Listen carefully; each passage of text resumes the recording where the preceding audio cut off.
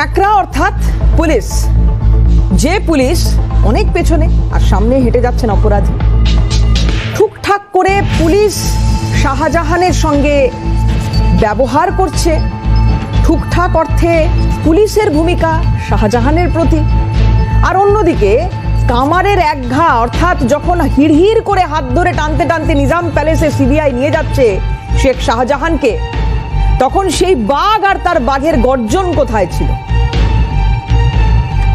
আর আজকে সেই সন্দেশখালীর বেতাজ বাদশাহ শেখ শাহজাহান কামারের এক ঘায়ে সব বলে দিচ্ছেন, ভেঙে পড়ছেন এবং যা যা বলছেন প্রত্যেকটাই নাকি বিস্ফোরক। জানাচ্ছেন মন্ত্রীর নাম, জানাচ্ছেন বিধায়কের নাম, যারা ওই দিনকার কল লিস্টে ছিল। তার ৪৫ মিনিটে ২২ জনকে ফোন। সিবিআই এর তরফ থেকে নতুন একটি ধারা দেওয়া হলো, সেই ধারা খুনের চেষ্টার ধারা। পালানোর আর কোনো পথ নেই শেখ শাহজাহানের।